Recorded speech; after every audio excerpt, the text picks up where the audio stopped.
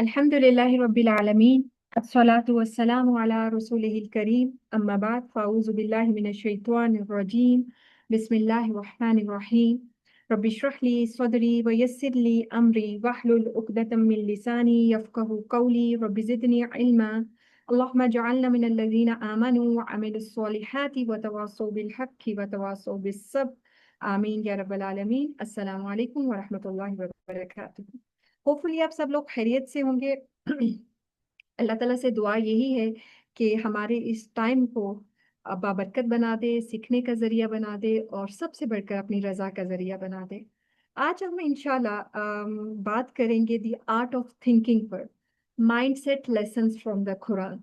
सबसे पहली बात ये कि ये बात करना क्यों ज़रूरी है। एक्चुअली कुरान मजीद इतने इनक्रेडिबल वे में आपकी थॉट को, आपके थॉट प्रोसेस को ट्रांसफॉर्म करता है, बल्कि ट्रांसफॉर्म नहीं, रेवोल्यूशनाइज करता है। एंड यू नो, एक एक होलिस्टिक आपको चेंज की तरफ लेकर जाता है, आपके माइंडसेट को एक होलिस्टिक ट्रांसफॉर्मेशन की तरफ लेकर जाता है। और वो ये कैसे करता है और कौन से ऐसे टूल्स हैं, कौन सी ऐसी छोटी छोटी चीज़ें हैं जो हम सीख कर अपने थॉट प्रोसेस को रेवोल्यूशनाइज कर सकते हैं, अपनी ज़िंदगी को आसान कर सकते हैं, अपने बहुत सारे बर्डन्स को हम आसान कर सकते हैं, उनको अपने से दूर कर सकते हैं। ये सब कुछ आज हम सीखेंगे इंशाल्लाह। The art of thinking mindset lessons from the Quran. लेकिन इससे ज़्यादा मैं आपको एक्सप्लेन अपना टॉपिक नहीं करूंगी, बल्कि मैं आपको एक स्लाइड दिखाती हूँ और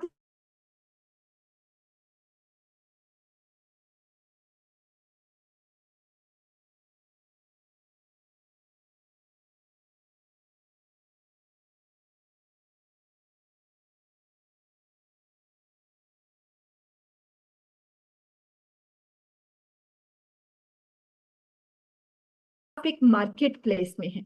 लेकिन वो जो मार्केट प्लेस है वो कोई फूड मार्केट नहीं है, वो कोई आपकी कपड़े की मार्केट नहीं है, वो ज्वेलरी की मार्केट नहीं है, बल्कि वो थॉट मार्केट प्लेस है। अच्छा, जो थॉट मार्केट प्लेस है उधर बहुत सारे स्टॉल्स हैं। कुछ स्टॉल्स बहुत स्पार्कली हैं, वो स्पार्कल कर रहे हैं, they are shining, they are bright. और कुछ जो से वो बहुत डल हैं, वो बहुत बर्डनाइज कर रहे हैं, वो आपको अच्छे नहीं लग रहे। अच्छा, जब आप किसी भी मार्केट प्लेस पे जाते हैं तो आप हमेशा देखते हैं कि मैं वो चीज़ें लूँ जो आपको बेनिफिट भी करें, लॉन्ग टर्म में भी बेनिफिट दें, वो पायदार भी हों, उनमें ड्यूरेबिलिटी हो, ये सारी चीज़ें, और जो आपको एक्चुअली इकोनॉमिकल भी हो, आपके लिए फायदेमंद भी हो। अब जब आपने थॉट मार्केट प्लेस में जाना है तो इसी तरह आपको दो तरह के स्टॉल्स मिलेंगे। एक वो स्टॉल्स होंगे जो कि ड्यूरेबल होंगे, जो बेनिफिशियल होंगे, जो आपकी इमोशनल सेहत के लिए, आपकी फिजिकल सेहत के लिए, आपकी साइकोलॉजिकल हेल्थ के लिए बड़े जबरदस्त होंगे। कुछ लोग होंगे वो आपको होप सेल कर रहे होंगे, वो तवक्कुल सेल कर रहे होंगे, वो ईमान सेल कर रहे होंगे, वो ट्रैंक्विलिटी सेल कर रहे होंगे। इसके अलावा वो आपको एक ऑप्टिमिज्म की तरफ लेकर जा रहे होंगे। सो कुछ स्टॉल्स ऐसे होंगे मार्केट प्लेस में, और कुछ स्टॉल्स ऐसे होंगे जिन पे फियर होगा, डाउट होगा, एनवी होगी, जेलसी होगी, हिल होगा, हेटर्ड होगी, एंगर होगा। अब आप ये समझे, कुरान मजीद हमें ये बताता है कि एक्चुअली जब आप दुनिया की मार्केट प्लेस में हो तो आपको ये दोनों थॉट्स मिलेंगी। अब आपने क्या करना है, आपने एक बहुत केयरफुल बायर बनना है। जब you are walking through a thought market place, तो आपको पता होना चाहिए कि कुछ जो स्टॉल्स हैं वो शैतान की तरफ से लगे हुए हैं, और वो हमेशा हमें डिप्रेशन की तरफ लेकर जाता है, एंग्जाइटी की तरफ लेकर जाता है, फियर की तरफ लेकर जाता है, डाउट की तरफ लेकर जाता है। और अपने ये जो गलत किस्म की थॉट्स हैं उनको बहुत समटाइम्स वो उसको बहुत ट्रिकी करके और बहुत कैची करके हमें सेल करना चाहता है। लेकिन इस लेसन के थ्रू आपने बीवेयर रहना है। और आपने, जब आप बायर हैं and you are in the thought market place, अपने बहुत केयरफुली चूज करना है कि आपने कौन से स्टॉल पर जाना है, कौन से थॉट पर रुकना है, किस थॉट को इंटरनलाइज करना है और किसको बाय बाय करना है। So this is a scenario, और ये सिनेरियो अब इसको आगे हम लेकर चलते हैं। देखें, आप एक बात समझ लीजिए कि you become what you think, ये सीधी सी बात है। आपका हर डिसीजन, हर हैबिट और जो भी जिस तरह भी जो आपका वर्ल्ड व्यू है, आप दुनिया को देखते हैं, उसकी रूट्स कहाँ होती हैं? उसकी रूट्स थॉट्स में होती हैं। अगर आप अपने थॉट प्रोसेस को खुद कंट्रोल नहीं करेंगे, तो let me tell you one thing, फिर दुनिया आपकी थॉट को कंट्रोल करेगी, मीडिया आपकी थॉट को कंट्रोल करेगा, पीपल आपकी थॉट को कंट्रोल करेंगे, कल्चर आपके थॉट को कंट्रोल करेंगे, ये मुआशरा आपकी थॉट्स को कंट्रोल करेगा। और अगर लोग टॉक्सिक होंगे, तो वो एक टॉक्सिसिटी के साथ आपकी थॉट्स को कंट्रोल करेंगे, आप भी टॉक्सिक बन जाएंगे। तो बात यह है, इससे पहले कि लोग आपकी थॉट्स को कंट्रोल करना शुरू करें, या लोगों के जो रिएक्शंस हैं, या जो लोगों के मिजाज हैं, या जो लोगों का वर्ल्ड व्यू है वो आपको कैप्चर करे, आपने अपना कंट्रोल, अपने थॉट प्रोसेस का कंट्रोल खुद लेना है, अपने आप को अपने कंट्रोल खुद करना है। अब कैसे करना है? कुरान मजीद इसमें हमें क्या सिखाता है और कौन से हमें ऐसे लेसन्स देता है जिससे हमें ये पता चले, हम अपने आप को इक्विप्ड कर सकें कि हमने एक्चुअली किस तरह अपने थॉट्स को लेकर चलना है। जो पहला लेसन मैं आपके साथ शेयर करना चाहती हूँ आर्ट ऑफ थिंकिंग में, वो ये है कि never lose focus on the divine framework, and this is incredibly important. The thing is कि जब आप इस दुनिया में होते हैं, तो आप बहुत सारे प्लान करते हैं, आप बहुत सारे ड्रीम्स देखते हैं, लेकिन हमेशा आपका हर प्लान वर्क नहीं करता। आपका हर ड्रीम, आपकी हर एस्पिरेशन वो पूरी नहीं होती। आप बाजुकात रिलेशनशिप्स पे बहुत ज्यादा काम करते हैं, लेकिन वो बिल्कुल वैसे नहीं चल रहा होता जैसे आपकी होप होती है।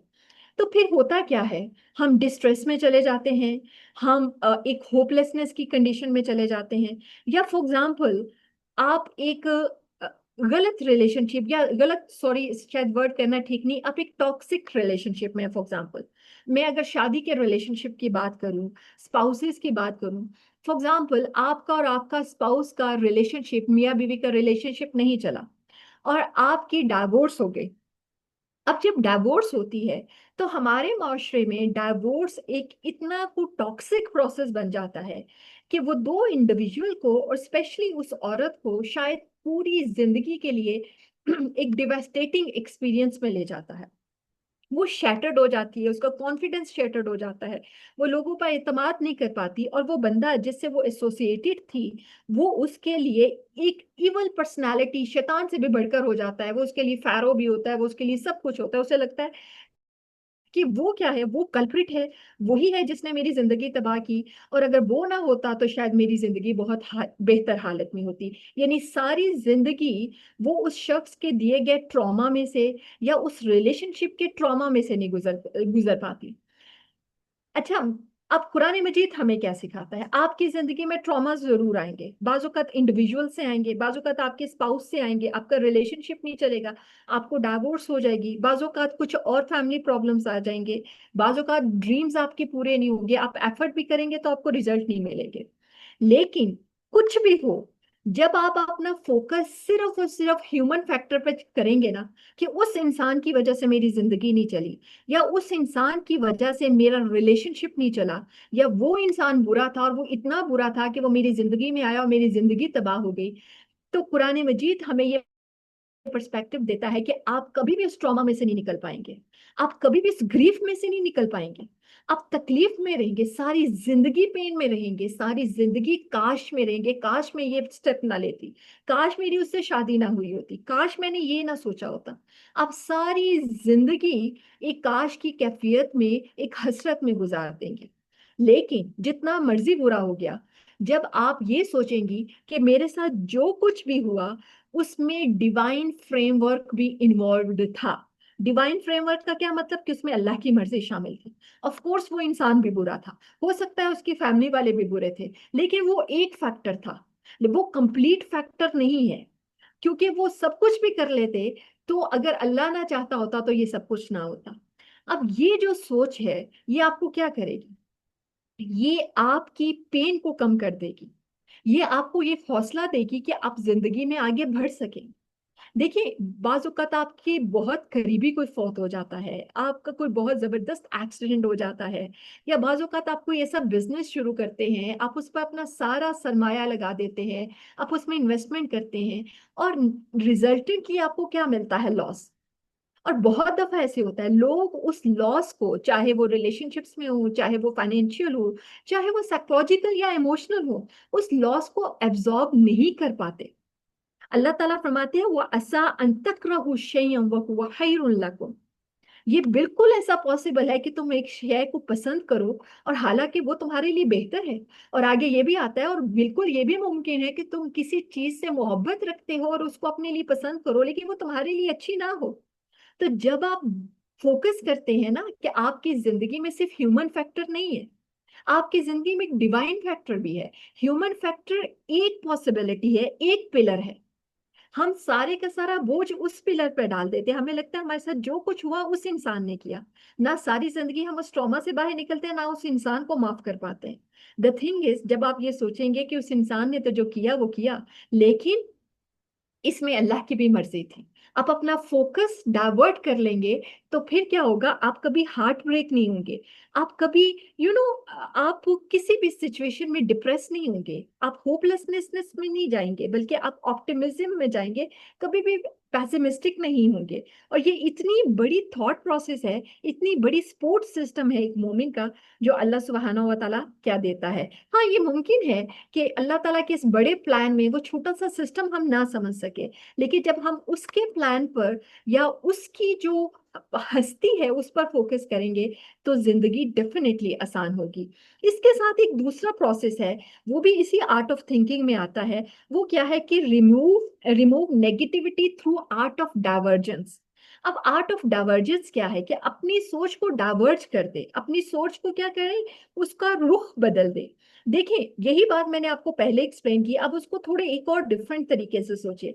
आपकी जिंदगी में कोई भी सिनेरियो हो रहा होता है, उसमें दो फैक्टर्स इन्वॉल्व होते हैं, एक ह्यूमन फैक्टर, दूसरा डिवाइन फैक्टर। लेकिन इंसान, अगर आप कुरान मजीद नहीं पढ़ेंगे ना, तो आप ये देखिएगा कि आप कुछ भी होने के बाद फोकस किस पे करेंगे, ह्यूमन फैक्टर पर। उसने मेरे साथ ये कर दिया, उसने मुझे धक्का दिया तो दैट्स व्हाई मेरी हड्डी टूट गई, अगर वो वहां पर मौजूद ना होती या ना होता तो ये मेरे साथ ना होता। यानी constantly we think about people, we think कि पीपल हैव पावर। तो हम जब ये सोचते हैं तो हम अपने आप को सराउंड करते हैं उसी पीपल के सर्कल में, उसी पीपल के थॉट प्रोसेस में।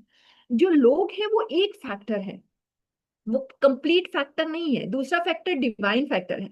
जब आप डिवाइन फैक्टर पे फोकस करेंगे तो फिर आपके अंदर आर्ट ऑफ डाइवर्जेंस आएगा कि आप कहेंगे नहीं, जो हुआ वो उस इंसान की वजह से तो हुआ, लेकिन मेरे रब की भी मर्जी थी। तो आपके अंदर से नेगेटिविटी कम होगी। इसमें मैंने मिसाल डाली है हजरत यूसुफ की। देखिए, what happened to Prophet Yusuf, कोई इंसान इमेजिन भी नहीं कर सकता। You are just a child, a teenager और सम, मतलब अपने लेट टीन्स में या उसमें एज में थे, और उस वक्त में आपको out of jealousy, out of हसद और एक मॉब मेंटालिटी के थ्रू आपके भाइयों ने क्या किया, आपको कुएं में डाल दिया गया। अच्छा, फिर कुएं से निकाले गए, फिर वो अजीज मिस्र के घर में रहे, अजीज मिस्र के घर में एक और वहां पर ड्रामा हुआ, उसके नतीजे में वो जेल में चले गए, और तकरीबन 10 ईयर्स और सो कुरान मजीद के अकाउंट के मुताबिक वो जेल में रहे। अच्छा, जेल से जब निकले और फिर वो मिनिस्टर बने, फिर वो जो भाइयों का रीयूनियन सारा हुआ। अच्छा, जब वो रीयूनियन हो गया मिस्र में, तो ये जो आया है, this is very incredible. Yusuf अलैहिस्सलाम फरमाते हैं, वक़द अहसनी बी इज अखरजनी मिन सिजनी वजाअ बिकुम मिनल बदवी मिन बादि अन नज़ग़ शैतानु बैनी व बैन इख्वती इन्न रब्बी लतीफुन लिमा यशा इन्नहु हुवल अलीमुल हकीम। मैं आपको एक आम सा इसका मफहूम समझाती हूँ। जब उनका रीयूनियन हुआ, उनके पेरेंट्स भी थे दरबार में, भाई भी थे, तो वो फरमाते हैं कि मेरे रब ने कितना जबरदस्त मेरे साथ किया, कितना एहसान किया कि उसने मुझे जेल में से निकाला और तुम सबको उस एक बद्दू इलाके से, एक गांव जैसे इलाके से उठा के कहाँ ले आया, इधर मेरे पास ले आया, और मिस्र में ले आया। एक अगली आयत में वो कहते हैं, और फिर ये कहते हैं, अन्नज़ग़ शैतान बैन व बैन इख्वती, हालांकि शैतान डाल चुका था झगड़ा दरमियान मेरे और मेरे भाइयों के। इन्ना रब्बी लतीफुन लिमा यशा, लेकिन मेरा रब बड़ा लतीफ है। लतीफ को मैंने ट्रांसलेट नहीं किया, लतीफ होता सबल, जो बहुत इंट्रिकेट, बड़ी जबरदस्त, यानी बड़ा जबरदस्त मुआयना करता है, बड़ी बारीकी से जो चीजों को देखता है ना, वो लतीफ होता है। मेरा रब बड़ा Latif Maysha. The thing is, यहाँ पर यूसुफ अलैहिस्सलाम क्या कर रहे हैं? हाँ, अगर वो ये सोचते कि मेरे भाइयों ने मेरा बचपन तबाह कर दिया, मेरे भाइयों ने मेरी जवानी तबाह कर दी, ये सब कुछ मेरे भाइयों की वजह से हुआ कि मैं अपने बाप से दूर रहा, या मेरे बाप ने इतना गरीब सहा, इतना सब कुछ सहा इस just because of my brothers, क्या वो उनको कभी माफ कर सकते थे?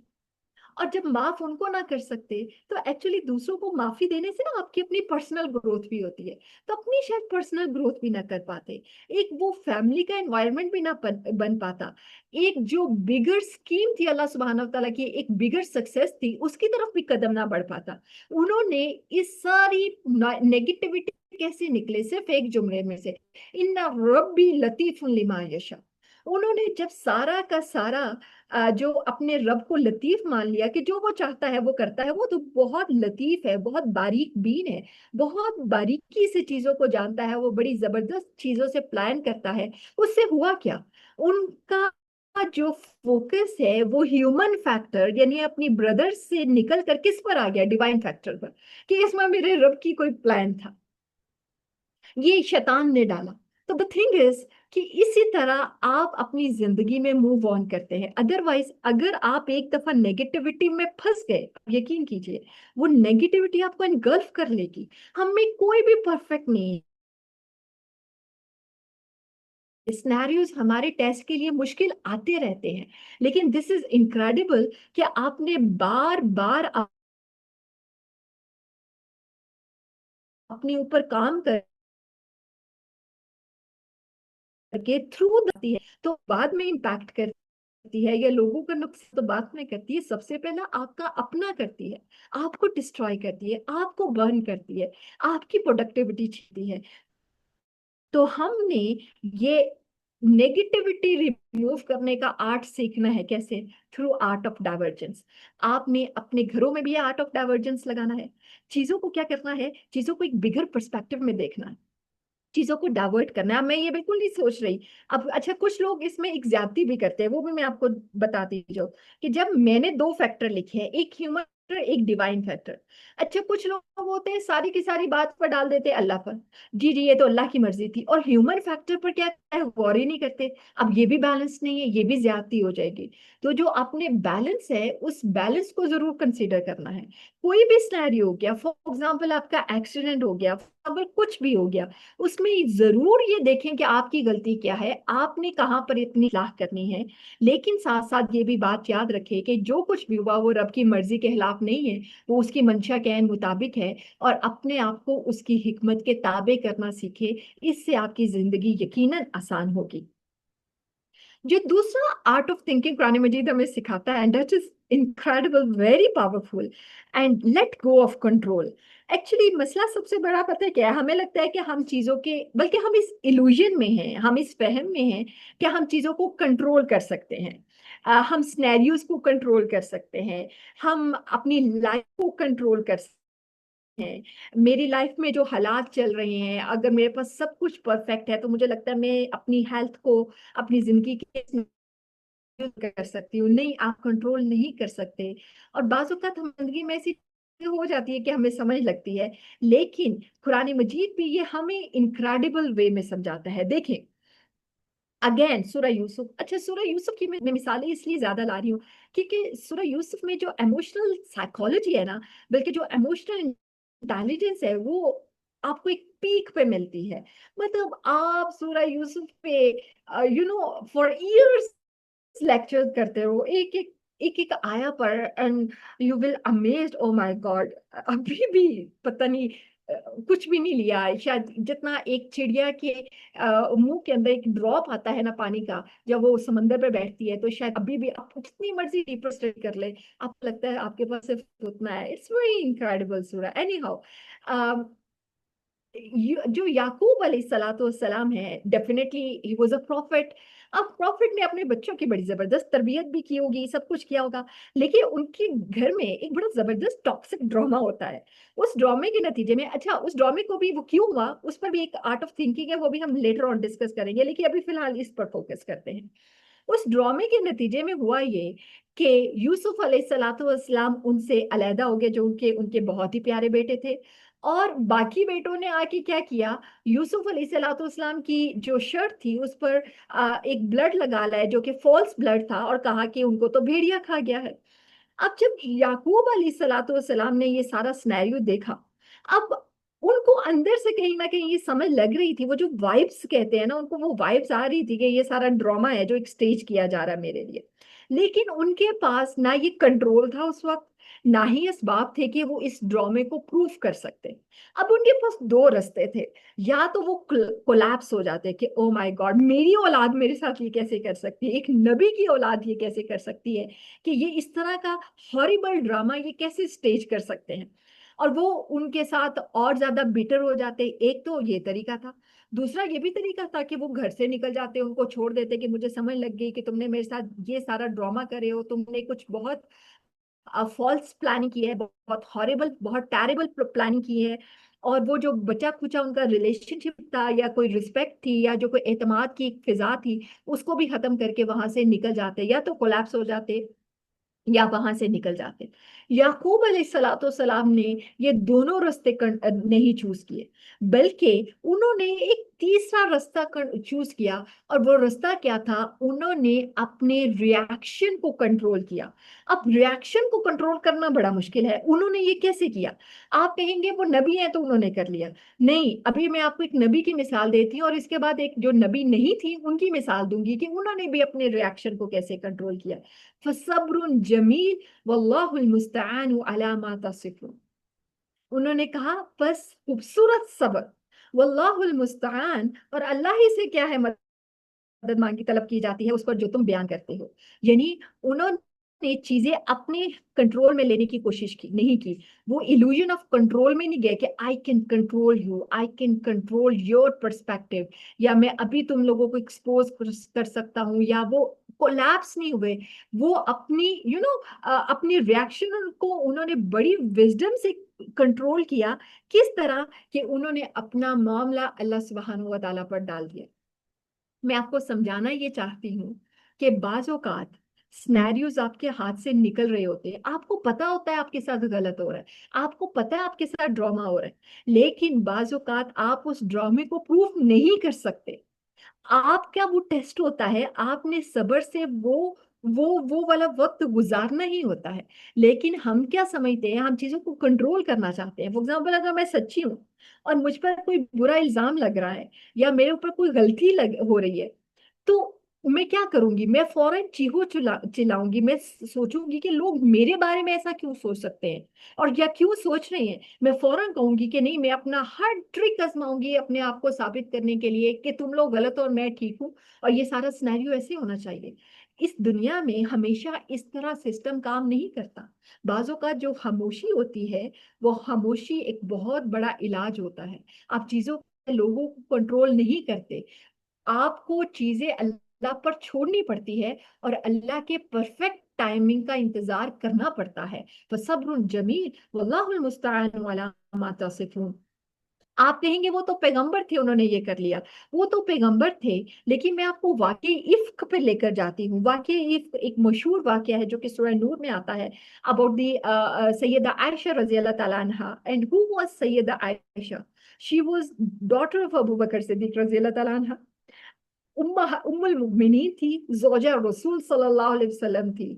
और उन पर वो इल्जाम लगा कि अगर आज जबकि दुनिया अपने आप को बहुत मॉडर्न कहती है, अब दुनिया बहुत तरक्की कर चुकी है, आज भी अगर वो इल्जाम बल्कि उससे 10 गुना हल्का इल्जाम भी मुझ जैसी आम औरत पर भी लग जाए, तो मैं बर्दाश्त नहीं कर पाऊंगी। मुझे कोई ये भी कहे ना कि अच्छा तुम मोबाइल पे किसको मैसेज कर रही हो, okay show me your mobile, I want to check your mobile, मैं कहूंगी मेरा दिल चाहेगा मैं उस बंदे का मुंह तोड़ दूं कि who are you to ask me, तुम मुझ पर शक कैसे कर सकते हो। द थिंग इज कि बहुत बड़ा इल्जाम, करेक्टर असैसिनेशन किसकी हुई? आयशा रज़ी अल्लाह ताला अन्हा की हुई।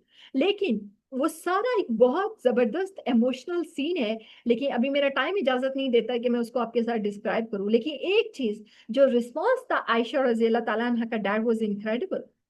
पूरा महीना उन्होंने क्या किया। अच्छा वो रसूलुल्लाह सल्लल्लाहु अलैहि वसल्लम का मूड भी देख रही हैं, और फिर जब वो उन पर ये चीज खुलती है कि एक्चुअली कि आप सल्लल्लाहु अलैहि वसल्लम का मूड क्यों चेंज है, क्योंकि ये सारा सीन मदीना में चल रहा है। फिर वो अपने माँ बाप के घर चली जाती है, फिर जब रसूलुल्लाह सल्लल्लाहु अलैहि वसल्लम से उनसे डिस्कशन होती है, एंड प्रॉफिट सल्लल्लाहु अलैहि वसल्लम कहते हैं कि आयशा, अगर तुमने ये किया है तो अल्लाह से माफी मांगो। कहती है मैं पूरे महीने से रो रही थी जब रसूलुल्लाह सल्लल्लाहु अलैहि वसल्लम ने फरमाया कि आयशा अगर तुमने ये किया है तो अल्लाह से माफी मांग लो, तो मेरे आंसू खुश्क हो गए कि आप मेरे बारे में ऐसा कैसे सोच सकते हैं। आयशा रजी अल्लाह ताला अन्हा wasn't able to control that situation. Even Prophet सल्लल्लाहु अलैहि वसल्लम अल्लाह के रसूल होते हुए एक महीने से ये सारा अजाब बर्दाश्त कर रहे थे, वो मुनाफिकीन के मुंह चुप नहीं करा सकते थे। अल्लाह ताला को एक बिगर टेस्ट मंजूर था, कोई एक बहुत बड़ा अल्लाह ताला का प्लान था। तो और फिर रसूलुल्लाह सल्लल्लाहु अलैहि वसल्लम कहते हैं अगर तुमने किया है तो अल्लाह से माफी मांगो, अगर नहीं किया तो अल्लाह ताला यकीनन तुम्हारे बारे में कोई हुक्म जरूर नाजिल कर देंगे। कहती है जब मैंने आपके मुंह से सुना ना कि अगर आयशा तुमने किया है, तो मेरे आंसू खुश्क हो गए। और मैं उम्मे रुमान रजी अल्लाह ताला अन्हा भी वहां मौजूद थी, जो हजरत आयशा की वालदा थी, अबू बकर सिद्दीक रजी अल्लाह ताला अन्हु भी वहां मौजूद थे। मैं उनकी मौजूदगी में एक चारपाई पे रसूलुल्लाह सल्लल्लाहु अलैहि वसल्लम की तरफ पुश्त करके लेट गई, और मेरा दिल जैसे होता है ना, इंसान कहता है मेरा दिल ही टूट गया कि मैं ये कैसे कर सकती हूँ, how can you think about me even. अच्छा, और उसी वक्त सूरह नूर की आयत नाजिल हुई, और कहती है उससे पहले मैंने सिर्फ एक फिक्रा बोला, मैंने कहा मैं अब वही कहूंगी जो कि यूसुफ के वालिद ने कहा था, यानी उनको नाम भी नहीं याद आया उस वक्त याकूब अलैहिस्सलाम का। और वो क्या है, फसब्रुन जमील वल्लाहुल मुस्तआन अला मा तसिफून। और फिर सूरह नूर की आयत नाजिल हुई, और हजरत आयशा की पाकीज़गी से साबित हो गई। एंड वन थिंग जो मुझे बहुत अमेज करती है इस पूरे में, एक डायलॉग है उम्मे रुमान का, वो कहती है उठो आयशा, अल्लाह के रसूल का शुक्रिया अदा करो। वो कहती है इनका मैं शुक्रिया क्यों अदा करूं, इन्होंने तो मेरी बात पे यकीन ही नहीं किया, मैं तो शुक्रिया अपने रब का करूंगी जिसने मेरी पाकीज़गी को साबित किया। द थिंग इज, मैं आपको ये बात समझाना चाहती हूँ, आप हमेशा कंट्रोल नहीं कर सकते सिचुएशन को। बाज औकात आप बहुत जबरदस्त पेरेंटिंग करते हैं, लेकिन वो उस तरह आपके बच्चे बिल्कुल भी नहीं बड़े होके बनते जिस तरह आपने प्लान किया होता है। आपने उनको दीन भी सिखाया होता है, दुनिया भी सिखाया होता है, लेकिन वो अपने लिए स्केरी चॉइसेस करते हैं। अब लोग मेरे पास आते हैं, पेरेंट्स आते हैं कि हम क्या करें, देखिए मैं दुआएं भी करती हूँ, मैं सब कुछ करती हूँ, मैंने ऐसी तरबियत नहीं की। और पेरेंट्स डिवेस्टेटिंग होते हैं, मदर्स रो रही होती हैं। भाई यू कैन नॉट कंट्रोल, आप इल्यूजन ऑफ कंट्रोल से निकले। बाज़ औक़ात आप मिसअंडरस्टूड आपको किया जाता है, मिसजज किया जाता है, आपके करियर प्लान्स फेल होते हैं, आपको समझ नहीं लगता कि मेरे साथ ये क्यों हो रहा है। उस वक्त हमें क्या होल्ड ऑन करने की जरूरत होती है, हमें इल्यूजन ऑफ कंट्रोल से निकलना है। और एक और बात याद रखिए, बहुत सारे लोग कहते हैं ओहो this is a passive thinking. नहीं, ये पैसिव थिंकिंग नहीं है, ये डिवाइन सेंट्रिक थिंकिंग है। ये डीपेस्ट लेवल ऑफ विजडम है, जो इंसान को ये बताता है कि ह्यूमन जो परसेप्शन है उसको डिवाइन विजडम के अंडर उसने अपने आप को ताबे करना ही करना है, सरेंडर करना ही करना है। फिर एक और जबरदस्त चीज है, and this is really incredible. अच्छा, मेरे पास ना कुरान मजीद से काफी सारे आर्ट ऑफ थिंकिंग मौजूद, लेकिन एक चीज जो मेरे में थोड़ी सी वीकनेस है, वो ये कि मुझे यूजुअली ना जल्दी की आदत नहीं है। आई डोंट लाइक कि हम बहुत सारे कॉन्सेप्ट्स इकट्ठे करें, बहुत सारे लेसन्स करें, और हम उनको ग्रास्प ना कर पाए, हम उनको एब्जॉर्ब ना कर पाए। व्हाट आई बिलीव कि हम थोड़ी चीज कर लें, लेकिन हम उसको बहुत आहिस्तगी से करें, इस तरह करें कि उसकी एब्जॉर्बेंस हो सके। सो आई हैव काफी सारे कि मेरे पास अभी इस प्रेजेंटेशन में भी काफी सारे लिस्टेड हैं आर्ट ऑफ थिंकिंग, जो सारे के सारे बेस्ड करते हैं कुरान मजीद की साइकोलॉजी पर ही, माइंडसेट लेसन्स पर ही। लेकिन मैं ये कोशिश करूंगी कि हम जितने मैक्सिमम कर सके ऑफ कोर्स इस 1 घंटे में, लेकिन मैं जल्दी नहीं करूंगी, क्योंकि मैं अपने आप को भी टाइम देना चाहती हूँ और आपको भी, ताकि हम इनसे मैक्सिमम फायदा उठा सके। सो ये जो है, दिस इज रियली इनक्रेडिबल। वो क्या है कि stop thinking like the master, start thinking like the slave. क्या मतलब, देखें, आज की जो मॉडर्न थॉट है ना, उसकी सबसे बड़ी एरोगेंस ये है कि वो हमें सिखाती है कि जो हमारी सेल्फ है ना, that is the only problem solver. The बात बात ये है कि जो सेल्फ है एक बड़ी जबरदस्त चीज है, आपका टैलेंट, आपकी कैपेसिटी, आपकी कैपेबिलिटी, आपके अंदर आपकी जो इंटेलेक्ट है, आपका ह्यूमन ब्रेन है, ये अल्लाह सुब्हानहू तआला को बहुत बड़ी नेमत है, और इसको आप जरूर यूज करें एज अ प्रॉब्लम सॉल्वर। लेकिन एक बात याद रखिए, आप सिर्फ अपने ऊपर भरोसा मत करें कि सिर्फ आप प्रॉब्लम सॉल्व कर सकते हैं। ये एक बहुत बड़ी एरोगेंस है।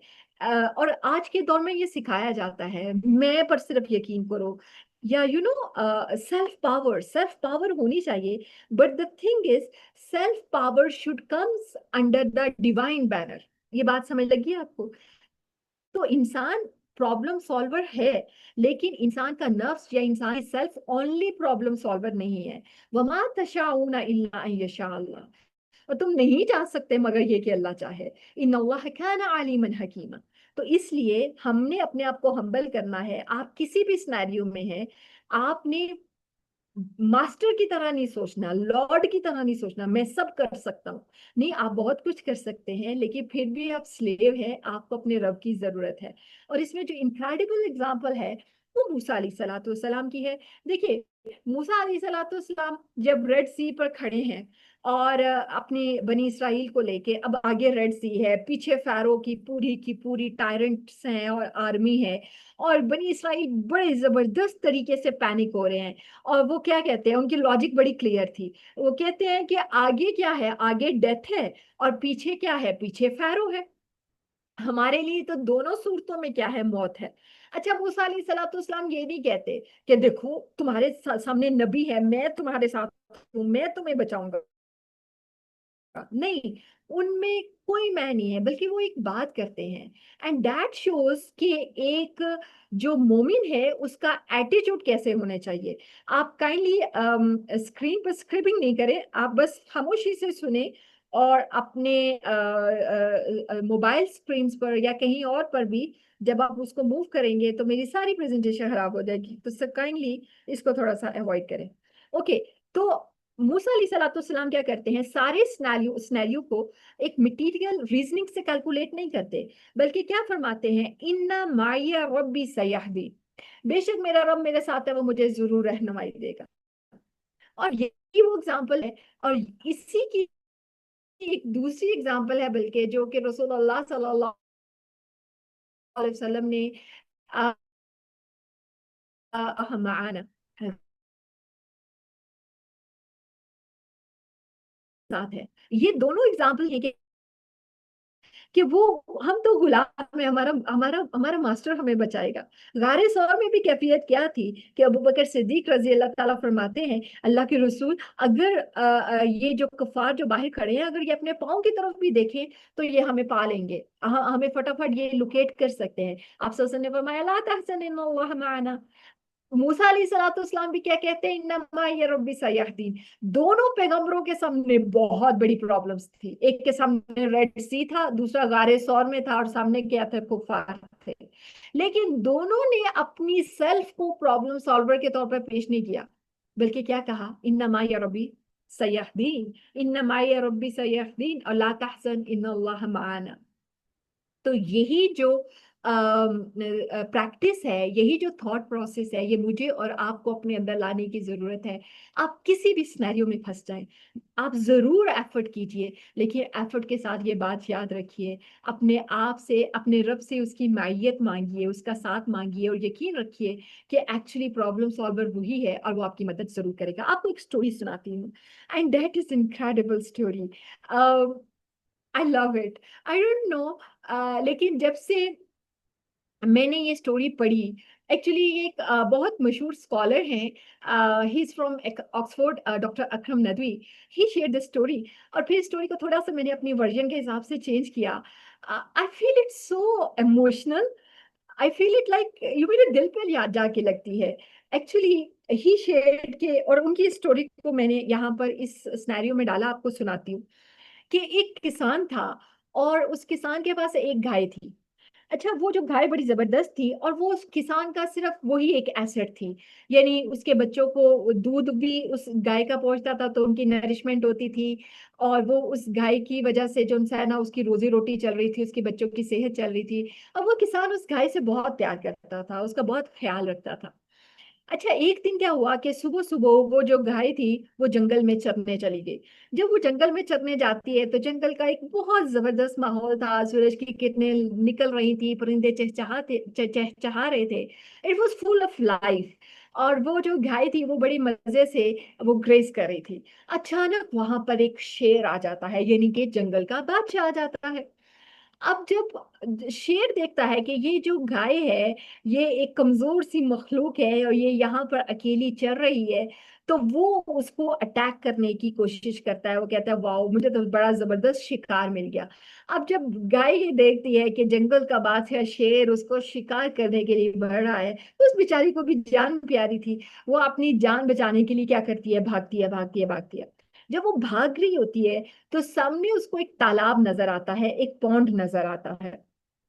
और वो उसे लगता है कि ये जो तालाब है ये उसका बहुत बड़ा एक रिफ्यूज है। यहाँ पे वो अगर उस तालाब में छलांग लगा देती है तो हो सकता है उस बेचारी की जान बच जाए। तो वो उस तालाब में छलांग लगा देती है। जब वो उस तालाब में छलांग लगाती है तो उसको पता चलता है ओहो, वो तो एक और ट्रैप में फंस गई, क्योंकि वो तालाब नहीं होता, वो तो बेसिकली मार्श होती है, दलदल होती है। तो वो अब उसमें फंस जाती है। अब वो जो शेर पीछे से भागा भागा भागा भागा आ रहा होता है, वो भी उसके पीछे छलांग लगा देता है। उसको भी नहीं पता होता कि ये मार्श है, ये दलदल है। वो वो भी दलदल में फंस जाता है। अब हुआ ये सीन ये है कि जो प्रे है और जो प्रेडेटर है वो दोनों किस में है, वो दोनों ही मार्श में है, वो दोनों ही उस दलदल में फंस चुके हैं। अब जब वो शेर देखता है गाय की तरफ तो वो बड़ी पुरसुकून खड़ी होती है ना। और शेर कहता है, एक घाये, तुम दलदल में फंस चुकी हो तो इतनी पुरसुकून कैसे हो? हाँ, तुम्हें पता नहीं एक मौत है जिसमें तुम झगड़ी जा चुकी हो। और वो खुद क्या कर रहा होता है, एक तो उसके चेहरे पर इतना इस्तराब होता है, इतना गुस्सा होता है, वो हाथ पांव मारा होता है, जितना हाथ पांव मारता है उतना ही दलदल के अंदर धंसता चला जाता है। उसे कहते हैं तुम इतनी पुरसुकून कैसे हो, मैं हालांकि जंगल का बादशाह हूँ और देखो मैं कितनी टेंशन में हूँ, तुम इतनी टेंशन फ्री कैसे हो? वो जो गाय थी ना, ओ माय गॉड, उसका जो जो जवाब था वो एक दिल ले जाने वाला है। वो कहती है, ए शेर, ए जंगल के बादशाह, मैं इतनी पुरसकून इसलिए हूं कि मेरा एक मालिक है। वो मालिक अगर मैं रात या शाम तक घर ना पहुंची तो यकीनन मुझे ढूंढने निकलेगा, और यकीनन वो मुझे ढूंढ लेगा। और अगर ऐसा हुआ कि वो मुझे ना भी ढूंढ पाया और मैं उसके आने से पहले इस दलदल में डूब भी गई, तो वो यकीनन मुझे रोएगा, वो मेरे लिए आंसू बहाएगा, उसके बच्चे मुझे रोएंगे, वो सारी जिंदगी मुझे याद रखेंगे, वो मुझे मेरी मेरी कहानियां सुनाएंगे, वो मुझे याद करेंगे। ऐ शेर, मेरा एक मालिक है, वो मालिक मेरे पीछे जरूर आएगा, वो मालिक मुझे जरूर निजात दिलाएगा। लेकिन शेर, तेरा क्या है? तो जंगल का बादशाह तो है, लेकिन तेरा तो कोई मालिक ही नहीं। तू यहाँ डूब भी गया, तू मर भी गया, तो शेर तुझे तो कोई रोएगा भी नहीं, तुझे तो कोई पूछने भी नहीं आएगा। ये कहानी सिर्फ शेर और गाय की कहानी नहीं है, ये एक मोमिन और एक काफिर की कहानी है। ये एक उन दो इंसानों की कहानी है जिसका रब है, और एक वो जिस जो जो अपने आप को एक शुद्ध और बेमहार की तरह समझते हैं, जिनको लगता है उनका कोई मालिक ही नहीं है। यकीन कीजिए, जिनका कोई मालिक नहीं है ना, उनके लिए तो हलाकत ही हलाकत है, उनको कौन बचाएगा? और जिनका मालिक है ना, वो जब वर्स्ट सिनेरियो में फंसे भी होते हैं ना तो वो सुकून में होते हैं, क्योंकि उनको पता होता है मेरा मालिक है, मुझे फिक्र करने की क्या जरूरत है। द थिंग इज, जो मैं अपने आप को और आपको सिखाना चाहती हूँ, आप अपनी जात पे जरूर भरोसा कीजिए, तदबीर जरूर कीजिए, एफर्ट जरूर कीजिए, अल्लाह से दुआ जरूर कीजिए, लेकिन उस पर तवक्कुल कीजिए। तवक्कुल एक ऐसी इनक्रेडिबल चीज है कि जो आपके पर्सपेक्टिव को ट्रांसफॉर्म कर देता है। उस पर भरोसा कीजिए, वो आपका मालिक है, वो कभी भी आपको नहीं छोड़ेगा, वो आपको बचाने जरूर आएगा। लेकिन उस मालिक को सोचिए तो सही, उसको पुकारिए तो सही, उससे मोहब्बत कीजिए तो सही, अपने आप को गुलाम बनकर तो दिखाइए। गुलाम की मेंटालिटी देखिए, इस गाय की मेंटालिटी देखिए, उसको किस कदर यकीन है। हालांकि वो एक छोटा सा किसान है, छोटा सा फार्मर, मेरा रब तो वो है जो रब्बिल आलमीन है, जो तमाम कायनात का मालिक है। सो आप आंख बंद कर सोचिए, देखिए, फिर आपकी जिंदगी ट्रांसफॉर्म कैसे होती है। फिर हो सकता है कि अपेरेंटली आप किसी बहुत मुश्किल सिचुएशन में हैं, लेकिन आप कभी हारेंगे नहीं, आप कभी एंजाइटी में नहीं जाएंगे, आप कभी डिप्रेशन में नहीं जाएंगे, आप कभी भी ना उम्मीद नहीं होंगे। क्योंकि आपको ये पता होगा, अगर आपकी जान भी चली गई इस टेस्ट में, कोई बात नहीं, मोमिन तो वो है जिसके लिए अब हजरत साद रजी अल्लाह ताला अन्हु की एग्जाम्पल देखिए, कि जब वो फौत हुए तो उनके बारे में रवायात में आता है कि आसमान भी रोया। इसके बरक्स जब आले फिरौन डूबी, फमा वक़त अलैहिमुल अर्दु अलैहिमुस समाउ वल अर्द, सॉरी इस तरह, ये फमा वक़त ना रोई उन पर जमीन और आसमान, कुछ भी ना रोया। तो इसलिए दिस प्रिंसिपल सो इनक्रेडिबल। फिर अगला जो है आर्ट ऑफ थिंकिंग जो कुरान मजीद हमें सिखाता है, वो ये कि थिंकिंग फ्रॉम द आखिरा पर्सपेक्टिव। इसका क्या मतलब है, देखें, आज का जो मॉडर्न मैन है वो कैसे सोचता है, वो सोचता है how can I maximise this moment, इस मोमेंट को किस तरह मैक्सिमाइज करूंगे ये मुझे फायदा पहुंचा जाए।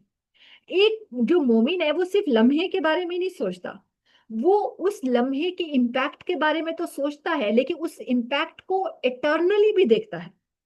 फॉर एग्जाम्पल, हम मोमिन हैं तो हम इस मोमेंट को तो मैक्सिमाइज करेंगे करेंगे कि हम इस ये जो लम्हा चल रहा है या ये जो घंटा चल रहा है, इसमें हमारी जबरदस्त प्रोडक्टिविटी हो, जबरदस्त पोटेंशियल हो। लेकिन साथ साथ हमें ये भी सोचना है कि वो जबरदस्त प्रोडक्टिविटी सिर्फ इस दुनिया के लिए ना हो, बल्कि वो हमें आखिरा में भी फायदा पहुंचाए। आप अपनी जिंदगी में जो भी सोचे, जो भी फैसले करें, वो सिर्फ इस दुनिया से रेलेवेंट नहीं होनी चाहिए, ये मैं बात आपको बता दूं। सिर्फ दुनिया का प्लस माइनस मत किया करें, बल्कि कुरान मजीद हमें सिखाता है कि साथ साथ हमने क्या करना है, आखिरा का पर्सपेक्टिव भी सोचना है। हमने इटर्नल सोचना है कि ये जो डिसीजन मैं करने जा रही हूँ, हो सकता है कि आप एक फाइनेंशियल डिसीजन करने जा रहे हो या कुछ और डिसीजन करने जा रहे हो, ये डिसीजन अगर इस दुनिया में मुझे बड़ा जबरदस्त लग रहा है, क्या ये इटर्नली भी रेलेवेंट है, क्या ये मुझे आखिरत में भी फायदा पहुंचाएगा या नहीं पहुंचाएगा। और ये जो ये आपका एक पूरा सिनेरियो बदल देता है। फॉर एग्जाम्पल, एक हदीस है, और ये मुस्लिम की रिवायत है, बड़ी जबरदस्त रिवायत है। आप सल्लल्लाहु फरमाते हैं कि अगर तुम्हें ये भी पता चल जाए, मैं आपको मफहूम बताती हूँ, कि द आवर आने वाला है, आवर का मतलब कि क्यामत आने वाली है, यानी एक मोमिन का पर्सपेक्टिव क्या होना चाहिए कि अगर इवन क्यामत भी और तुम्हारे हाथ में कोई एक शूट है, यानी एक प्लांट का सीड है या एक प्लांट की शूट है, और तुम उसे बो सकते हो ना, तो तुम उसे बो दो। अच्छा, एक आम आदमी सोचेगा, ओहो अब तो क्यामत आने वाली, मैं मरने वाला हूं, मैं इस पौधे को क्यों बोऊं, क्योंकि ये पौधा अब ना बढ़ सकता है, ना प्लांट बनेगा, ना ट्री बनेगा, ना इस पर फ्रूट्स बनेंगे, ये सारी एफर्ट तो एफर्टलेस है। ओहो मैं तो मरने वाला हूँ, चलो जी छोड़ो सारे काम, अब तो मैं तबाह हो गया, मैं बर्बाद हो गया। एक आम थिंकिंग प्रोसेस ये है। लेकिन मोमिन को अगर ये भी पता चल जाए कि क्यामत आने वाली है और उसके पास अभी एक लम्हा बाकी है, उस लम्हे में अगर वो एक सीड, एक बीज को बो सकता है, तो मोमिन क्या करेगा, बो देगा। क्योंकि वो ये नहीं देखेगा कि ये दुनिया से ये फायदा कैसे, प्लांट ये दुनिया में कैसे फायदा करेगा, बल्कि वो ये देखेगा कि उसका उस बीज को बोना इटर्नली कितना रेलेवेंट है। ये जो अभी चॉइस है, इस लम्हे का फायदा उठाना है, ये इसको आखिरत तक फायदा पहुंचाएगा। तो बात ये है, आपने सिर्फ प्लस और माइनस इस दुनिया का नहीं सोचना। जब आप सोचने लगे ना, जब आप डिसीजन करने लगे, तो आपने ये देखना है कि हर वो फैसला जो आप कर रहे हैं, वो आपको क्या आखिरत का भी फायदा दे रहा है या नहीं दे रहा। और अगर दे रहा है, तो फिर बेशक क़यामत सर पे चढ़ी है, फिर उस फैसले को मत छोड़े, अपना काम पूरा करें। फिर एक और जबरदस्त है, और मुझे ये लगता है कि ये वाली जो चीज है ना, ये मुझ समेत शायद हम सबको सीखने की जरूरत है, और मुझे तो शायद बहुत ज्यादा सीखने की जरूरत है।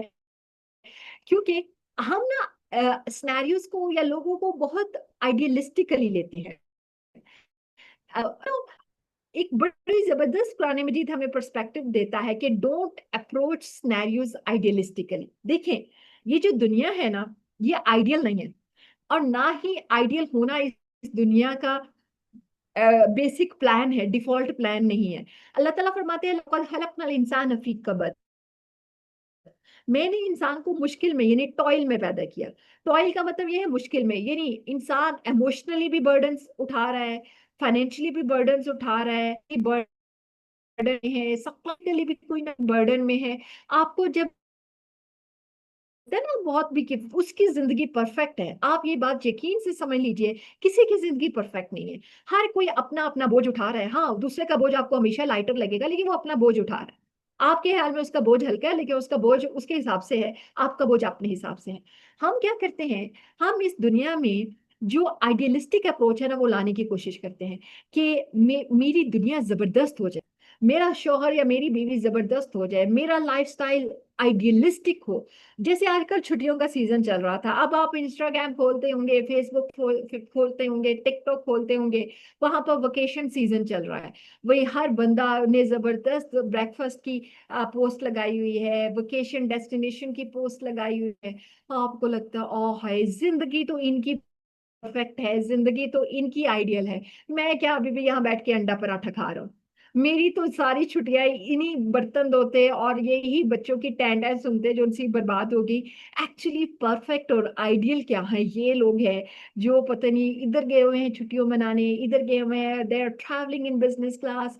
अच्छा, फिर वो पोस्ट हटती है तो आपके सामने 100 वॉट स्किन की पोस्ट आ जाती है। वाओ, इतनी ग्लोइंग स्किन, ऐसे लगता है कि पता नहीं 100 बल्ब्स लगे हुए हैं इनकी स्किन में।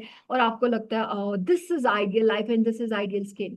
फिर आप आगे बढ़ते हैं तो आपको एक आइडियल कपल की पिक्चर नजर आती है, जो कि एक जबरदस्त औरत की उसकी बॉडी लैंग्वेज है, उसका फिगर है, और उसने बड़ी जबरदस्त ड्रेसिंग की हुई है, उसका शौहर भी उतना ही हैंडसम है, और वो बड़ी स्माइल से एक दूसरे को मोहब्बत से देख रहे हैं, और आपको लगता है ये है आइडियल लाइफ। अल्लाह ताला, काश ये आइडियल लाइफ तो मुझे भी दे देता, अगर इन लोगों के साथ आइडियल है तो मेरे साथ आइडियल क्यों नहीं। नहीं, ये बात समझ लीजिए, ना उनकी आइडियल है, वो आपको आइडियल दिखाने की कोशिश कर रहे हैं। और उनकी आइडियल वो जो दिखाने की कोशिश करते हैं, उस सारी कोशिश में हम अपनी जिंदगी को इतना काबिले रहम बना देते हैं कि हमें लगता है ओहो, हमारी जिंदगी पता नहीं क्या है, और आइडियल ये होती है। आइडियल कुछ भी नहीं है, इस दुनिया का प्रिंसिपल ही आइडियल नहीं है। इस दुनिया में रियलिज्म है। आप रियलिज्म की दुनिया में रहें, बी रियलिस्टिक रहें। Be realistic with yourself, with your situation, with your circumstances, with your physical appearance, with your skin. ये ये रियलिज्म है। हर इंसान को बहुत सारे चैलेंजेस आते हैं, बहुत सारी डिफिकल्टीज आती है जब आप आइडियलिस्टिक अप्रोच रहते हैं। फॉर एग्जाम्पल, हम ये जो थोड़े से मजहबी लोग होते हैं ना, उनके साथ ये बहुत प्रॉब्लम होता है। जैसे मैं अपनी क्लास में ये बार बार मिसाल देती हूँ, अगर मैं कुरान पढ़ाती हूँ तो, या मैं कुरान की स्टूडेंट हूं, तो इसका हरगिज मतलब नहीं है कि क्या है कि मैं आइडियल हो गई, या मुझे लोग जो सा है आप समझे कि ये अपने अखलाक के हिसाब से आइडियल होगी या अपने नॉलेज के हिसाब से आइडियल होगी, और आप मुझसे क्या करें, आप मुझसे कोई गलती या कोई खुदा ना खास्ता कोई ऊपर नीचे हो जाती है, आपके ओहो, मेरा तो सारे का सारा जो मैंने इनका इमेज बनाया हुआ था वही क्रैश हो गया। अब कल क्लास में ये हुआ, सूरतुल काफिरून में जाहिर सी बात है, सुन्नत है कि आप फजर की सुन्नत में भी सूरतुल काफिरून पढ़ते हैं। फिर जो मगरिब की सुन्नतें हैं उसमें भी प्रॉफिट सल्लल्लाहु अलैहि वसल्लम सूरतुल काफिरून पढ़ते थे पहली रकात में। अल्हम्दुलिल्लाह, मेरी कोशिश होती है मैं सूरतुल काफिरून पढूं। अब कल हुआ ये क्लास में, मेरी अपनी जो प्लेटफॉर्म पे क्लास होती है उसमें तफसीर में, कि मुझे सूरतुल काफिरून मैं वहां उसका कोई देना चाह रही थी, रेफरेंस देना चाह रही थी। अब वो सिरे से मेरे दिमाग से ही निकल गई। अब मैंने एक दफा कोशिश की उसको याद करने की, दूसरी दफा कोशिश की, अल्टीमेटली मुझे कुरान क्या करना पड़ा, मुझे वो खोलना पड़ा ताकि मैं उसको ठीक से पढ़ सकूं। अच्छा, जब मैंने रिकॉर्डिंग शेयर करनी थी तो मुझे हुआ कि इसको मैं एडिट कर लूं, ये कितना बुरा लगता है कि देखो लोग क्या सोचेंगे, मुझे सूरतुल काफिरून भी नहीं आती। एंड देन आई थॉट कि नहीं, मैं इसको क्यों एडिट करूं। इसलिए नहीं कि मैं क्या अपनी परफेक्शन होना या एक परफेक्शनिस्ट होना लोगों पर शो करना चाहती हूँ। मैं इंसान हूँ, मुझसे गलती होगी, और ये जो गलती है ये लोगों को एक रियलिस्टिक अप्रोच की तरफ लेकर जाती है कि आप मतलब बार बार आपको ये नहीं चाहिए, आपके पास लिखा होना चाहिए, लेकिन समटाइम्स इट हैपेंस, कोई चीज ऊपर नीचे हो जाती है, कोई थोड़ा बहुत रेफरेंस इधर उधर हो जाता है, तो उसमें इंसान को ये गलती का मार्जिन देना चाहिए। ये रिलीजियस लोगों के साथ भी होता है कि अगर आप किसी से कुरान पढ़ रहे हैं, या जो लोग आपके पास कुरान सर्कल है एक, तो फिर आप सोचते हैं ओहो अब ये लोग परफेक्ट हो गए। लेकिन जब वहां से कोई प्रॉब्लम आता है तो फिर हम शैटर्ड हो जाते हैं, हम कहते हैं अच्छा कुरान पढ़ने वाले ऐसे हैं, नमाज पढ़ने वाले ऐसे हैं, इसका मतलब है ओहो वो हमें कुरान और नमाज से इतना कोई लगाव नहीं होना चाहिए, अगर ये लोग ऐसे हैं तो हम क्या है, हम तो बेचारे वैसे ही है। तो इसलिए ना हम पूरे का पूरा उनका इमेज खराब कर देते हैं, क्योंकि हम उनको बहुत आइडियलिस्टिकली सोच रहे होते हैं। द थिंग इज कि लोग आइडियल नहीं होते। वो हमेशा बाज औक़ात आप उनके लिए, आपकी जो आप उनके बारे में एक्सपेक्टेशंस रख रहे होते हैं उन पर पूरे नहीं उतर सकते होते। और जब वो पूरे नहीं उतरते तो हम ब्रेक हो जाते हैं, हमारे रिलेशनशिप ब्रेक हो जाते हैं। ऐसा कभी भी मत करें। Always be realistic. जब आप रियलिस्टिक होते हैं फिर पता है क्या होता है, आप लोगों को चांस देते हैं, आप लोगों को मार्जिन देते हैं कि ओके गलती हो जाती है इंसान से, आप लोगों को बेनिफिट ऑफ डाउट देते हैं। लेकिन जब आइडियली सोचेंगे ना तो ये सारी चीजें नहीं देखेंगे और ना उनको देंगे, और फिर रिलेशनशिप भी ब्रेक होते हैं। फिर आप इतनी जबरदस्त दुनिया में अपने आप को लेकर जाते हैं जहां आपको हर चीज परफेक्शन पे चाहिए, लेकिन ऐसा होता नहीं है। परफेक्शन किस दुनिया का प्लान है, वो जन्नत का है। जन्नत दारुस सलाम है, वो सलामती का घर है, वो पीस का घर है, वो एक जबरदस्त घर है। लेकिन यहाँ ये दुनिया ये टेस्ट है, यहाँ पर बहुत सारे प्रॉब्लम्स आएंगे। लोग बाज़ औक़ात आपकी एक्सपेक्टेशन पे पूरे उतरेंगे, बाज़ औक़ात नहीं उतरेंगे। तो जब वो उतरे अल्हम्दुलिल्लाह, और जब वो ना उतरे तो फिर भी अपने आप को समझाया करें कि बी रियलिस्टिक, अपने आप को क्या करें, उनको समझने की कोशिश करें। और देखें, ये जो कॉन्सेप्ट है ना ये आपको अपनी इबादत में भी मिलता है। आप इबादत करते हैं, आप फॉर एग्जाम्पल इतना जबरदस्त काम कर रहे हैं, लाइक आप नमाज पढ़ते हैं, और जैसे ही आप नमाज अस्सलाम वालेकुम वरहमतुल्लाह अस्सलाम वालेकुम वरहमतुल्लाह करते हैं तो आप क्या कहते हैं, अल्लाह अकबर, अस्तगफिरुल्लाह अस्तगफिरुल्लाह अस्तगफिरुल्लाह। अल्लाह ताला इस्तगफार क्यों, क्योंकि मैंने तो एक नेक काम किया, मैं तो गुनाह थोड़ी करके आ रही हूँ। इसलिए कि आपने नमाज तो पढ़ी, लेकिन आप उस नमाज में एक आइडियल अप्रोच पर नहीं गए, आपकी नमाज परफेक्ट नहीं थी। तो इवन देन कि आपने नेक काम किया, आपने एक बेस्ट काम किया, लेकिन उसमें फिर भी बेहतरी की गुंजाइश थी। और उस बेहतरी की गुंजाइश को जब आप पूरा नहीं कर सके तो अल्लाह ताला तो मुझे उसके लिए माफ कर दे।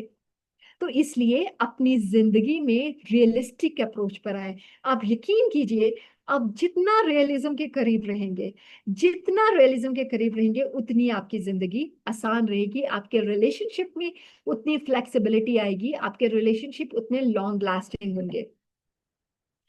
अगली जो आर्ट ऑफ थिंकिंग है, एंड प्रोबेबली ये last offer art of thinking है, इंशाल्लाह कभी मौका मिला तो फिर बाकी भी मैं आपके साथ शेयर करूंगी, लेकिन आज के लेसन के लिए ये लास्ट है। और इसको मुझे 5-7 मिनट चाहिए, इसलिए मैं इसी को लास्ट करूंगी। और इसको समझ लीजिए, क्योंकि ये आजकल हमारी सोशल लाइफ से बहुत रिलेटेबल है। आर्ट ऑफ थिंकिंग ये जो कुरान मजीद हमें ये सिखाता है कि freedom from the mob mentality.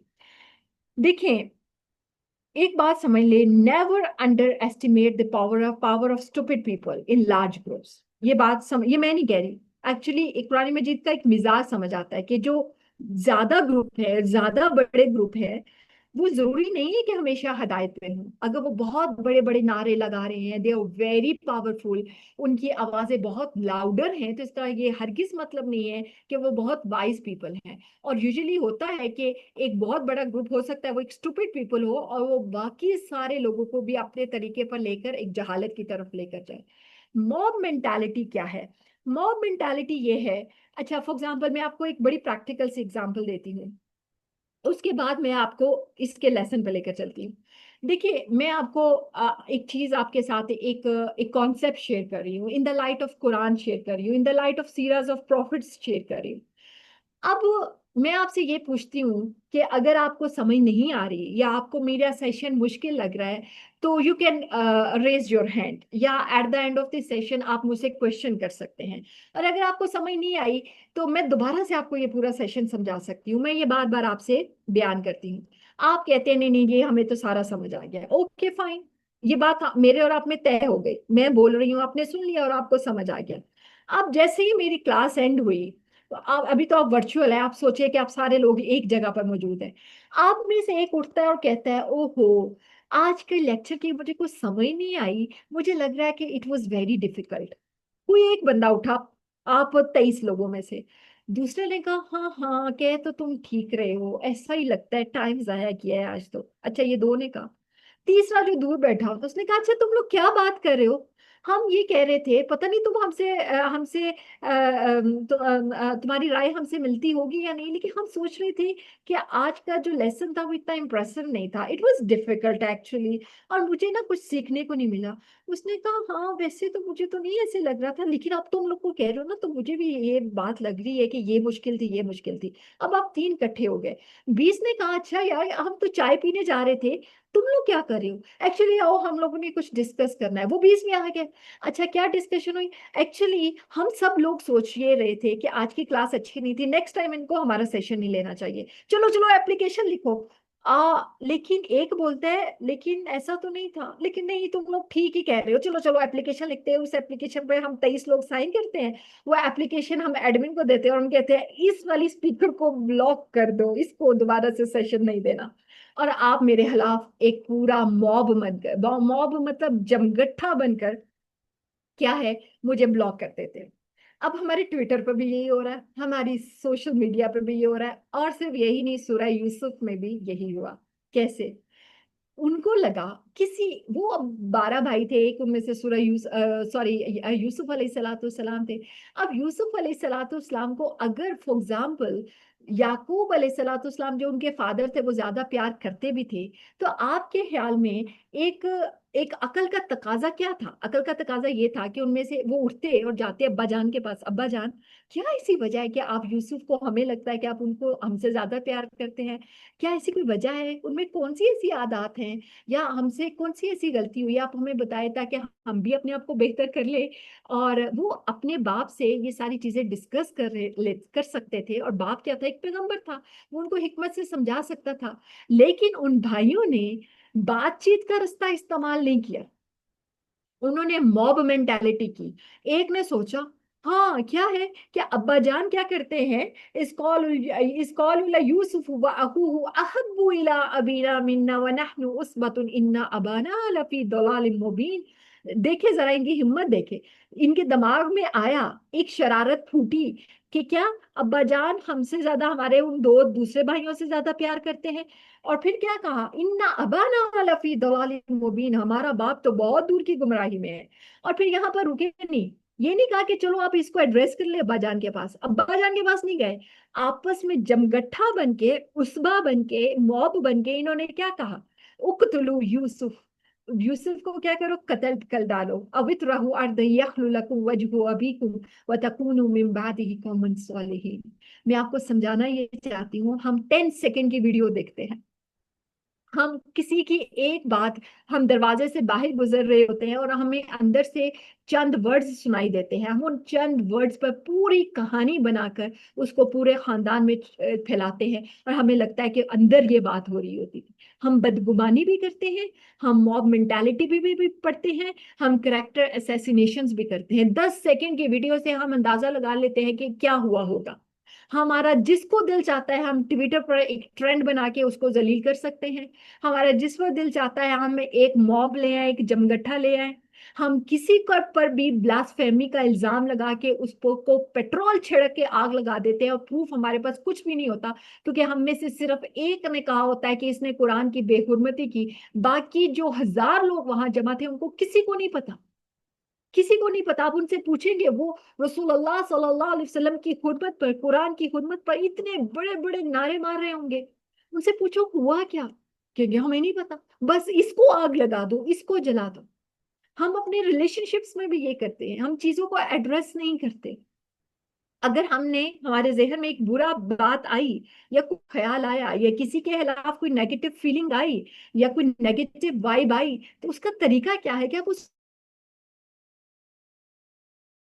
लें, आप उससे बात कर लें, आप चीजों को एक प्रॉपर फोरम पे बात कर लें। लेकिन हम वो नहीं करते, हम मॉब मेंटालिटी बनते हैं, हम करैक्टर एसेसिएशन करते हैं, हम अपने साथ लाइक माइंडेड पीपल इकट्ठे करते हैं, हम नेगेटिविटी फैलाते हैं, हम माशरे में भी डिस्ट्रप्शन लाते हैं, हम माशरे को भी तबाह करते हैं, हम सोशल मीडिया पर भी फैलाते हैं, और हमारे घर भी सारी सिचुएशन से दूर नहीं। दिस सेड किल यूसुफ, क्यों, सिर्फ एक सोच थी पीछे, कि इस कौल यूसुफ व अखूहु अहब्बु इला अबिना मिन्ना। उन 11 में से अगर दो ने ये सोचा था और एक भी उठ पड़ता और कहता नहीं ऐसे ना सोचो, और दूसरा कहता हाँ ऐसा ना सोचो, तो ये इतना बड़ा क्राइम ना हुआ होता। जो मॉब मेंटालिटी है ना, वो आपको एक बहुत बड़े क्राइम की तरफ लेकर जा सकती है। और रूल ऑफ थिंकिंग क्या है कि don't surrender your mind to the crowd. अपने आप से खुद से सोचिए, अपनी इंटेलेक्ट का खुद इस्तेमाल करें। और आप प्रॉफिट्स को देख लें, आप कुरान मजीद में देख लें, इब्राहिम अलैहिस्सलाम को देख लें, यूसुफ अलैहिस्सलाम को देख लें, मूसा अलैहिस्सलाम को देख लें। कोई भी मॉब मेंटालिटी का हिस्सा नहीं बना, बल्कि सबने क्या क्या किया, अपने जहन को इस्तेमाल किया। तो ये तो था आज का आर्ट ऑफ थिंकिंग। और जाते जाते सिर्फ आपको आखिरी बात ये बताती चलूं, असल थिंकिंग वहां पर शुरू होती है जब आप ये समझ लेते हो, अपनी ईगो को ब्रेक करते हो। हम हमेशा ये सोचते हैं कि जो मैं सोच रही हूँ वो ठीक है, लेकिन सबसे बेसिक बात ये है कि अगर जब आप ये सोचें कि जो मैं सोच रही हूँ वो गलत भी हो सकता है, तो यहाँ से आपकी सेल्फ ट्रांसफॉर्मेशन शुरू भी होगी, आपकी एक्टिव होगा, और आप चीजों को बेहतरीन तरीके से एनालाइज भी कर सकेंगे जब आप ये सोचेंगे कि हाँ मैं भी गलत सोच सकती हूँ, मुझे भी पुरानी क्लाइंस में दोबारा से हर चीज सोचने की जरूरत है। तो देखिएगा, ये आपके लिए ये स्टेप एक रेवोल्यूशनरी स्टेप होगा। बारकल्लाहु ली व लकुम फिल कुरानिल हकीम व नफ़ानी व इय्याकुम बिल आयाति व ज़िक्रिल हकीम। सुब्हान रब्बिका रब्बिल इज़्ज़ति अम्मा यसिफून व सलामुन अलल मुरसलीन वल्हम्दुलिल्लाहि रब्बिल आलमीन। रब्बना तक़ब्बल मिन्ना इन्नका अंतस समीउल अलीम व तुब अलैना इन्नका अंतत तव्वाबुर रहीम। जज़ाकुमुल्लाहु खैरन कसीरन कसीरा। अस्सलामु अलैकुम व रहमतुल्लाहि व बरकातुहू।